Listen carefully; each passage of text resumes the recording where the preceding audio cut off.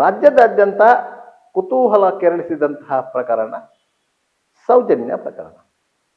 ಶ್ರೀ ಕ್ಷೇತ್ರ ಧರ್ಮಸ್ಥಳದ ಮೇಲೆ ಅಪವಾದ ಹೊರಿಸಿದಂತಹ ಪ್ರಕರಣ. ರಾಜ್ಯ ಸರ್ಕಾರ ಈ ಪ್ರಕರಣದ ತನಿಖೆ ನಡೆಸಲಿಕ್ಕೆ SITಯನ್ನು ರಚನೆ ಮಾಡಿತ್ತು. ಸೌಜನ್ಯ ಪ್ರಕರಣ ಹೊರತುಪಡಿಸಿ ಅಲ್ಲಿ ನಡೆದಿದೆ ಎನ್ನಲಾದಂತಹ ನೂರಾರು ಶವಗಳ ಬಗ್ಗೆ ಇದ್ದಂತಹ ವದಂತಿಗಳ ತನಿಖೆಗಾಗಿ SIT ರಚನೆಯಾಗಿತ್ತು. SIT ತನಿಖೆ ನಡೆಸಿದೆ, ನ್ಯಾಯಾಲಯಕ್ಕೆ ವರದಿಯನ್ನು ಒಪ್ಪಿಸಿದೆ. ಆ ವರದಿಯಲ್ಲಿ 6 ಮಂದಿ ಅಪರಾಧಿಗಳು ಅಂತ ಹೇಳಿ SIT ಹೇಳಿದೆ. ಮಹೇಶ್ ಶೆಟ್ಟಿ ತಿಮರೋಡಿ, ಗಿರೀಶ್ ಮಠಣ್ಣವರು, ವಿಠಲಗೌಡ, ಜಯಂತ್ ಟಿ, ಸುಜಾತಾ ಭಟ್ ಮತ್ತು ಚಿನ್ನಯ್ಯ, ಈ 6 ಮಂದಿ ಆ ವರದಿಯ ಪ್ರಕಾರ ಅಪರಾಧಿಗಳು. ಆ ವರದಿಯನ್ನು ಬೆಳ್ತಂಗಡಿ ನ್ಯಾಯಾಲಯ ಸ್ವೀಕರಿಸಬೇಕು. ವರದಿ ಸ್ವೀಕರಿಸಿದೆ, ಆದರೆ ಕಾನೂನಾತ್ಮಕವಾಗಿ ಅದನ್ನು ಸ್ಥಿರೀಕರಿಸಿಲ್ಲ, ಕಾನ್ಸಿಗೇಬಲ್ ತಗೊಂಡಿಲ್ಲ ಅಂತ ಹೇಳಿ ಅದು ಬಾಕಿ ಇದೆ. ಆಗಸ್ಟ್ 29ರಂದು ಈ ಬಗ್ಗೆ ಬೆಳ್ತಂಗಡಿ ನ್ಯಾಯಾಲಯದಲ್ಲಿ ವಾದ ಪ್ರತಿವಾದಗಳು ನಡೆಯಲಿಕ್ಕೆ ಇದೆ. ಸರ್ಕಾರದ ಪರವಾಗಿ, ಶ್ರೀ ಕ್ಷೇತ್ರ ಧರ್ಮಸ್ಥಳದವರ ಪರವಾಗಿ ಮತ್ತು ಅಪರಾಧಿಗಳ ಪರವಾಗಿ ವಕೀಲರು ನ್ಯಾಯಾಲಯಕ್ಕೆ ಹಾಜರಾಗ್ತಾರೆ. ಆ ಸಂದರ್ಭದಲ್ಲಿ ನ್ಯಾಯಾಲಯ ಏನು ತೀರ್ಮಾನ ತಗೊಳ್ತದೋ ಅದರ ಮೇಲೆ ಮುಂದಿನ ಹಂತ ನಿರ್ಧಾರ ಆಗ್ತದೆ. ಈ ಮಧ್ಯೆ 2012 ಅಕ್ಟೋಬರ್ 9ರಂದು ನಾಪತ್ತೆಯಾಗಿ ಮರುದಿನ ಶವವಾಗಿ ಪತ್ತೆಯಾಗಿದ್ದಂತಹ ಉಜಿರೆ SDM ಕಾಲೇಜಿನ ಕಲಾ ವಿಭಾಗದ PUC ವಿದ್ಯಾರ್ಥಿನಿ ಸೌಜನ್ಯ ಪ್ರಕರಣ ಸುಪ್ರೀಂ ಕೋರ್ಟ್ ಮೆಟ್ಟಲು ಏರಿದೆ. ಸೌಜನ್ಯರ ತಾಯಿ ಕುಸುಮಾವತಿಯವರು ಕ್ರಿಮಿನಲ್ ಲೀವ್ ಪಿಟಿಷನ್ ಹಾಕಿದ್ದಾರೆ. ಸುಪ್ರೀಂ ಕೋರ್ಟ್ ವಿಚಾರಣೆಗೆ ಸ್ವೀಕಾರ ಮಾಡಿದೆ. ಇದೇ ಸಂದರ್ಭದಲ್ಲಿ ಸೌಜನ್ಯಳನ್ನು ಅತ್ಯಾಚಾರ ಮಾಡಿ ಕೊಲೆಗೈದಂತ ಆರೋಪ ಹೊತ್ತಿರುವ ಕಾರ್ಕಳ ಮೂಲದ ಸಂತೋಷ್ ರಾವ್ ಸಹ ಸ್ಪೆಷಲ್ ಲೀವ್ ಪಿಟಿಷನ್ ಅನ್ನು ಸುಪ್ರೀಂ ಕೋರ್ಟಿಗೆ ಸಲ್ಲಿಸಿದ್ದಾರೆ. ಯಾಕಂದ್ರೆ ಈ ಹಿಂದೆ ಇದೇ ಸಂತೋಷ್ ರಾವ್ ರಾಜ್ಯ ಹೈಕೋರ್ಟಿಗೂ ಒಂದು ರಿಟ್ ಪಿಟಿಷನ್ ಸಲ್ಲಿಸಿದ್ದ. ಸೌಜನ್ಯ ಪ್ರಕರಣದಲ್ಲಿ ತನ್ನನ್ನು ಬಲಿಪಶು ಮಾಡಲಾಗಿದೆ, ನಾನು 4 ವರ್ಷಗಳ ಕಾಲ ಜೈಲಲ್ಲಿ ಇದ್ದೆ, ನನ್ನನ್ನು ನ್ಯಾಯಾಲಯ ಆರೋಪ ಮುಕ್ತ ಮಾಡಿದೆ, ಆದ್ದರಿಂದ ನನಗೆ ಪರಿಹಾರ ಕೊಡಬೇಕು, ಅದು ಸಹ 50 ಲಕ್ಷ ಪರಿಹಾರ ಕೊಡಬೇಕು ಅಂತ ಕೋರಿಕೊಂಡಿದ್ದ. ಆತನ ಅರ್ಜಿಯನ್ನು ರಾಜ್ಯ ಹೈಕೋರ್ಟ್ ತಿರಸ್ಕರಿಸಿತ್ತು. ಅದೇ ಸಂದರ್ಭದಲ್ಲಿ ಸೌಜನ್ಯನ ತಂದೆ ಚಂದಪ್ಪ ಗೌಡರು ಸಹ ಒಂದು ಅರ್ಜಿ ಸಲ್ಲಿಸಿದ್ರು, ಸೌಜನ್ಯ ಪ್ರಕರಣವನ್ನ ಮರು ತನಿಖೆ ನಡೆಸಬೇಕೆಂದು. ಈ ಅರ್ಜಿಯನ್ನು ಸಹ ಹೈಕೋರ್ಟ್ ವಿಭಾಗೀಯ ಪೀಠ ತಳ್ಳಿ ಹಾಕಿತ್ತು. CBIನವರು ಮೇಲ್ಮನವಿಯನ್ನು ಸಲ್ಲಿಸಿದರು. ವಿಚಾರಣಾ ನ್ಯಾಯಾಲಯ ಸಂತೋಷ್ ರಾವ್ನನ್ನು ನಿರಪರಾಧಿ ಎಂದು ಬಿಡುಗಡೆಗೊಳಿಸಿದ ತೀರ್ಪಿನ ವಿರುದ್ಧ ಮೇಲ್ಮನವಿ ಸಲ್ಲಿಸಲಾಯಿತು. ಆ ಮೇಲ್ಮನವಿಯನ್ನು ಹೈಕೋರ್ಟ್ನ ವಿಭಾಗೀಯ ಪೀಠ ತಿರಸ್ಕರಿಸಿತ್ತು. ಆದ್ದರಿಂದ CBIನ ಮನವಿಯನ್ನು ತಿರಸ್ಕರಿಸಿದ ಆದೇಶದ ವಿರುದ್ಧ CBIನವರು ಸುಪ್ರೀಂ ಕೋರ್ಟಿಗೆ ಮೇಲ್ಮನವಿ ಹೋಗಿಲ್ಲ. ಸಂತೋಷ್ ರಾವ್ ಮತ್ತು ಚಂದಪ್ಪ ಗೌಡರು ಸಲ್ಲಿಸಿದಂತಹ ಅರ್ಜಿಯನ್ನು ತಿರಸ್ಕರಿಸಿದ್ದಂತಹ ಕಾರಣಕ್ಕಾಗಿ ಸುಮಾರು 2 ವರ್ಷಗಳ ನಂತರ ಚಂದಪ್ಪ ಗೌಡರು ಮೃತಪಟ್ಟಿರುವ ಕಾರಣಕ್ಕಾಗಿ ಅವರ ಪತ್ನಿ ಕುಸುಮಾವತಿಯವರು ಮತ್ತು ಸಂತೋಷ್ ರಾವ್ ಸುಪ್ರೀಂ ಕೋರ್ಟಿಗೆ CLP ಅರ್ಜಿ ಸಲ್ಲಿಸಿದ್ದಾರೆ. ಕುಸುಮಾವತಿಯವರು ಸಲ್ಲಿಸಿದಂತ ಅರ್ಜಿಯಲ್ಲಿ ಸೌಜನ್ಯ ಪ್ರಕರಣವನ್ನ ಮರು ತನಿಖೆ ಮಾಡಬೇಕು ಅಂತ ಹೇಳಿ 19 ಮಂದಿ ಸಾಕ್ಷಿದಾರರನ್ನು ಗುರುತಿಸಿ ಅರ್ಜಿ ಸಲ್ಲಿಸಲಾಗಿದೆ. ಈ 19 ಮಂದಿ ಸಾಕ್ಷಿದಾರರ ಪೈಕಿ 12 ಮಂದಿ ಸಾಕ್ಷಿದಾರರು ಈ ಹಿಂದೆ ಸ್ಥಳೀಯ ಪೊಲೀಸರು, CBI, COD ಪೊಲೀಸರು ನಡೆಸಿದಂತಹ ತನಿಖೆಯ ಸಂದರ್ಭದಲ್ಲಿ ಸಾಕ್ಷಿಗಳಾಗಿದ್ದವರು. ಅದರಲ್ಲಿ ಕೆಲವು ಸಾಕ್ಷಿದಾರರನ್ನ ನ್ಯಾಯಾಲಯ ವಿಚಾರಣೆಗೆ ಒಳಪಡಿಸಿದೆ. ಆ ರೀತಿಯಾಗಿ ಅರ್ಜಿ ಸಲ್ಲಿಸಲಾಗಿದೆ. ವಾದ ಪ್ರತಿವಾದವನ್ನ ಸುಪ್ರೀಂ ಕೋರ್ಟ್ ಆಲಿಸಿದೆ, ತೀರ್ಮಾನವನ್ನ ಬಾಕಿ ಇರಿಸಿದೆ. ಸಂತೋಷ್ ರಾವ್ ಸಲ್ಲಿಸಿದಂತಹ ಅರ್ಜಿಯನ್ನು ಸಹ ವಿಚಾರಣೆಗೆ ಸ್ವೀಕರಿಸಿತ್ತು. ಸಂತೋಷ್ ರಾವ್ ಪರ ವಕೀಲರು ಸಹ ವಾದ ಮಂಡನೆ ಮಾಡಿದರು. ಆ ಬಗ್ಗೆ ಸುಪ್ರೀಂ ಕೋರ್ಟ್ ಆದೇಶ ಹೊರಡಿಸಿದೆ. ಸಂತೋಷ್ ರಾವ್ ಸಲ್ಲಿಸಿದಂತ ಅರ್ಜಿಯನ್ನು ತಿರಸ್ಕರಿಸಿದೆ. ಆದರೆ ಸಂತೋಷ್ ರಾವ್ಗೆ ಒಂದು ರಿಲೀಫ್ ಕೊಟ್ಟಿದೆ. ಅದರ ಮಧ್ಯದಲ್ಲಿ ಏನಂತ ಹೇಳಿದ್ರೆ,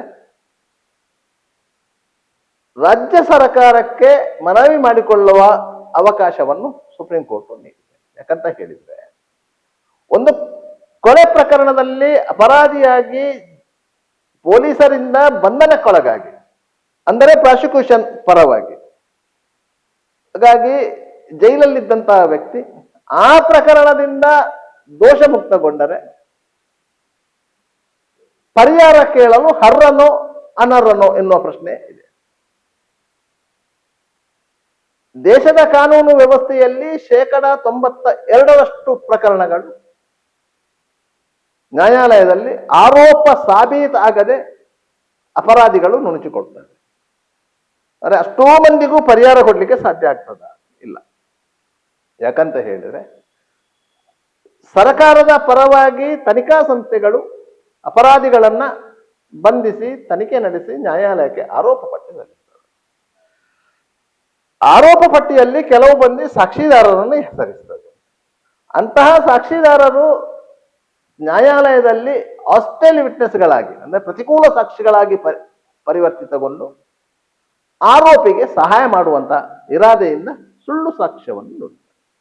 ಅವರ ಮೇಲೆ ಕಾನೂನು ಕ್ರಮ ಕೈಗೊಳ್ಳಲಿಕ್ಕೆ ನ್ಯಾಯಾಲಯಕ್ಕೆ ಅವಕಾಶಗಳು ಇಲ್ಲ.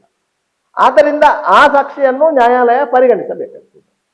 ಆ ಕಾರಣಕ್ಕಾಗಿ ಅಪರಾಧಿಗಳು ನುಡಿಸಿಕೊಳ್ತಾರೆ. ಅದರಿಂದಾಗಿ ಅಪರಾಧಿಗಳಿಗೆ ಪರಿಹಾರ ಕೊಡುವಂತಹ ನಿಯಮ ಕಾನೂನು ವ್ಯವಸ್ಥೆಯಲ್ಲಿಲ್ಲ.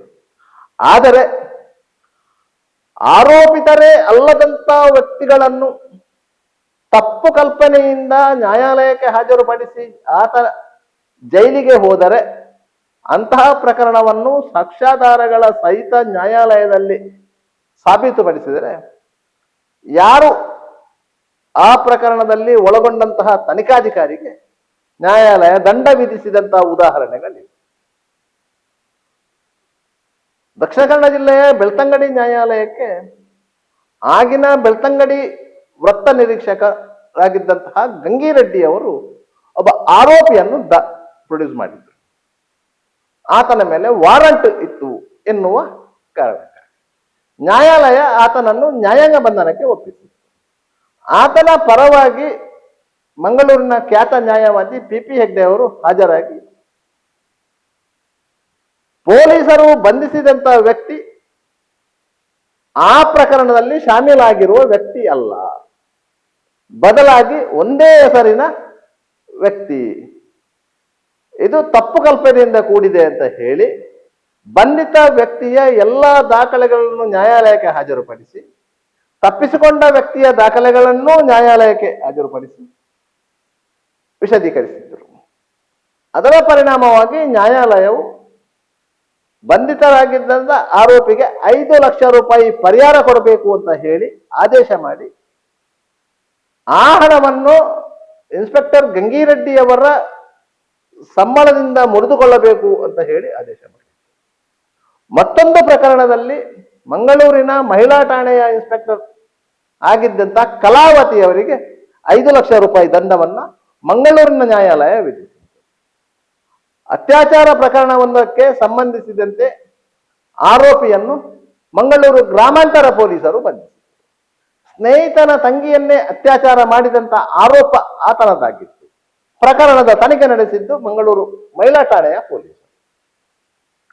ಕಲಾವತಿಯವರು ಆತನ ವಿರುದ್ಧ ಆರೋಪ ಪಟ್ಟಿಯನ್ನು ಸಲ್ಲಿಸಿದ್ದರು. ಆ ಪ್ರಕರಣದ ವಿಚಾರಣೆಯ ಸಂದರ್ಭದಲ್ಲಿ ಆತನ ಪರ ವಕೀಲರು PP ಹೆಗ್ಡೆ ಅವರ ಕಚೇರಿಯ ಸಹಾಯಕ ವಕೀಲರಾದಂತಹ ರಾಜೇಶ್ ಅಮಟಾಡಿ ಅವರು, ಬಂಧಿತ ಆರೋಪಿಗೂ ಈ ಪ್ರಕರಣಕ್ಕೂ ಸಂಬಂಧ ಇಲ್ಲ, ಬಂಧಿತ ಆರೋಪಿ ಈ ಪ್ರಕರಣದ ಆರೋಪಿ ಅಲ್ಲ, ಪೊಲೀಸರೇ ತನಿಖೆ ನಡೆಸಿ ಸಲ್ಲಿಸಿರುವಂತಹ ದಾಖಲೆಗಳ ಆಧಾರದಲ್ಲಿ ಮತ್ತು ಪ್ರಕರಣದ ದೂರುದಾರ ನೀಡಿರುವಂತಹ ಹೇಳಿಕೆಯ ಆಧಾರದಲ್ಲಿ ಆಕೆಯ ಮೇಲೆ ಅತ್ಯಾಚಾರ ನಡೆಸಿದಂತ ಆರೋಪಿ ಇಷ್ಟೇ ಫೀಟ್ ಉದ್ದ ಇರುವುದು, ಆದರೆ ನ್ಯಾಯಾಲಯದಲ್ಲಿರುವಂತಹ ಆರೋಪಿ ಅದಕ್ಕಿಂತ ಹೆಚ್ಚು ಉದ್ದ ಇದ್ದಾನೆ.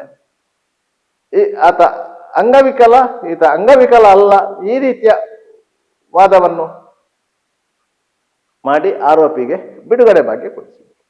ತಪ್ಪು ಆರೋಪಿಯನ್ನು ಪೊಲೀಸರು ಬಂಧಿಸಿದ್ದಾರೆ ಅಂತ ಹೇಳಿ ನ್ಯಾಯಾಲಯದಲ್ಲಿ ಸಾಬೀತಾಗಿತ್ತು. ಈ ಪ್ರಕರಣದಲ್ಲಿ ಇನ್ಸ್ಪೆಕ್ಟರ್ ಕಲಾವತಿ ಅವರಿಗೆ 5 ಲಕ್ಷ ರೂಪಾಯಿ ದಂಡ ವಿಧಿಸಲಾಗಿತ್ತು. ಅದೇ ರೀತಿ ಸಂತೋಷ್ ರಾವ್ ಸೌಜನ್ಯ ಪ್ರಕರಣದಲ್ಲಿ ಜೈಲು ಸೇರಿದ್ದ.